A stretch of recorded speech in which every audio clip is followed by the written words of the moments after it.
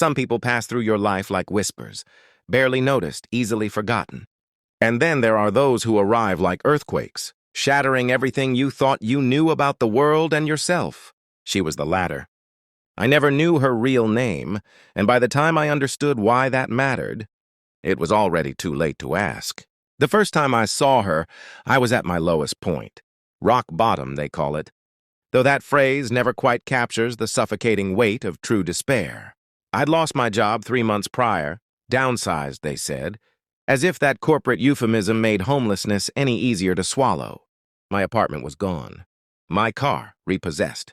The friends I'd thought were friends had slowly stopped returning my calls. Their discomfort with my situation more powerful than years of shared history. I was sitting outside the downtown public library on a Tuesday afternoon in November, trying to make myself invisible. That's a skill you develop quickly when you're homeless. The art of taking up as little space as possible, of avoiding eye contact, of becoming a ghost in your own city. My stomach hadn't stopped aching for days. The gnawing hunger had become a constant companion, almost comforting in its predictability. That's when she sat down beside me. Not across from me, not near me, but right beside me on that cold, concrete step. She was maybe 70 years old, with silver hair pulled back in a simple bun and a face mapped with laugh lines. She wore a threadbare coat that had seen better decades and carried 2 shopping bags that appeared to contain her entire life. "Looks like we've both seen better days," she said, her voice carrying the warm rasp of someone who'd lived, fully and without apology. She didn't wait for my response, didn't need one, I suppose. She just started talking, telling me about the library's new hours, about the church 3 blocks over that served hot meals on Tuesdays and Thursdays, about the warming shelter that opened when temperatures dropped below freezing. I should have been grateful. Instead, I felt angry, humiliated. I didn't want her pity or her advice. I wanted my old life back.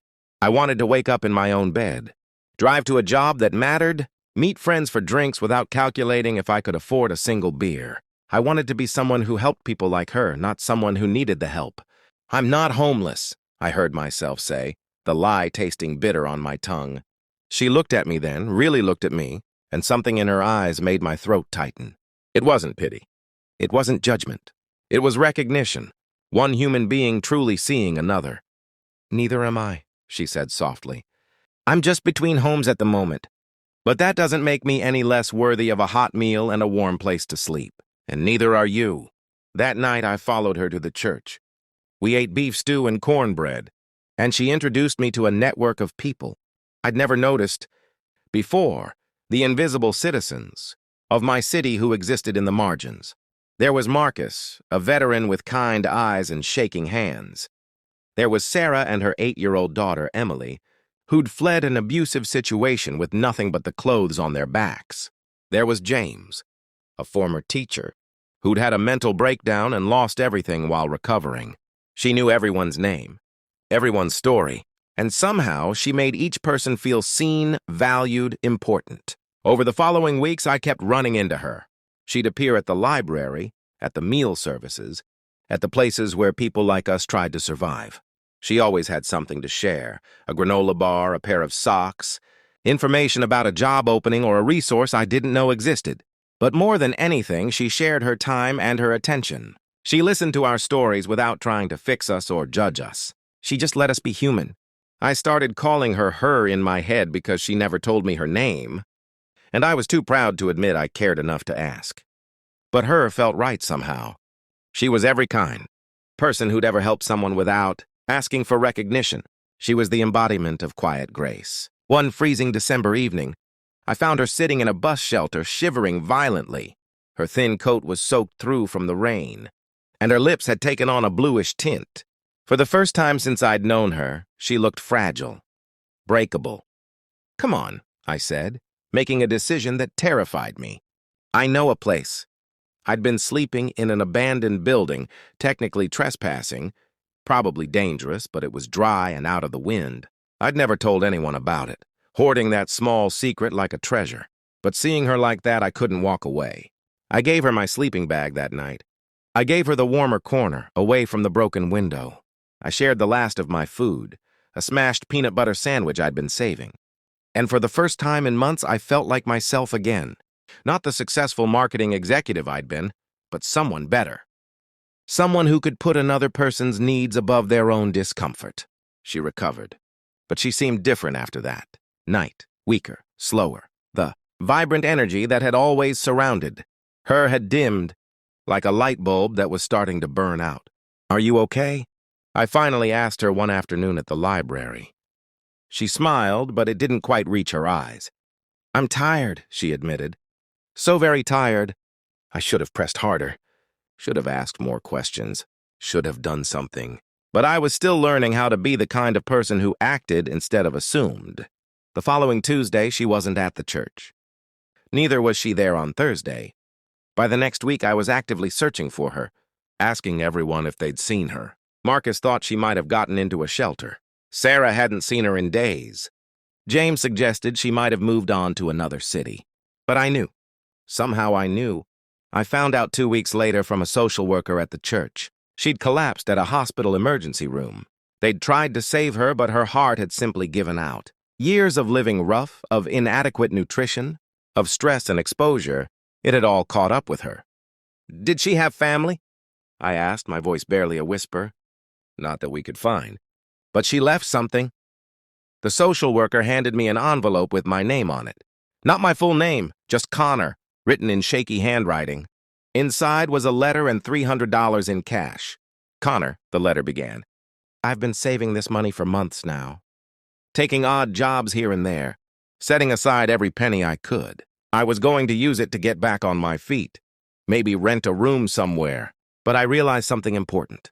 You saved my life that night when you gave me shelter and warmth. You reminded me that I matter, that I'm worth saving. Now it's my turn to do the same for you. Use this money to get a start, a room, some clean clothes, copies of your resume. You have so much life left to live, so much good to do in this world. Don't let circumstances define your worth. I never told you my name because I wanted you to remember that kindness doesn't need an identity. It just needs action. Thank you for seeing me as human when the world looked right through me. Now go see yourself the same way. With love and hope, her." I stood there in that church basement, tears streaming down my face, clutching the letter like a lifeline. She'd been dying, had known she was dying, and she'd spent her last week saving money for me, a stranger, someone she'd met on a library step. That was 8 years ago. I'm writing this from my small but comfortable apartment, the one I was able to rent with her money. That initial investment gave me the stability. I needed to land a job at a nonprofit that helps homeless individuals navigate social services. It's not glamorous, and it doesn't pay much, but every single day, I get to honor her memory by seeing people the way she saw me. I've helped hundreds of people now. I know their names. I listen to their stories. I remind them that being between homes doesn't make them any less worthy of dignity and respect. And every single time I hand someone a granola bar or information about a resource, every time I sit beside someone who's trying to be invisible and simply acknowledge their existence, I think of her. I still don't know her real name, but I've learned that maybe names aren't what matter most. What matters is the ripple effect of kindness, the way one person's selflessness can echo through time, touching lives in ways we'll never fully comprehend. She saved me, and now in her name I try to save others, not with grand gestures or heroic acts, but with the quiet, persistent humanity that she modeled every single day of her beautiful, difficult life. Sometimes I imagine what I would say to her if I could see her one more time. I'd tell her thank you, of course. I'd tell her that she changed my life. But most of all, I'd tell her that I finally understand what she was trying to teach me all along. That we're all worthy of love and dignity, no matter our circumstances. That kindness is the most powerful force in the world. And that sometimes, the people who have the least to give end up giving the most. Her legacy isn't in any official record or memorial. It's in every person I help, every hand I hold, every moment I choose compassion over comfort. It's in the shelter I volunteer at on weekends, in the donations I make when I can, in the way I train new staff to see the humanity in every person who walks through our doors. She was a whisper that became an earthquake.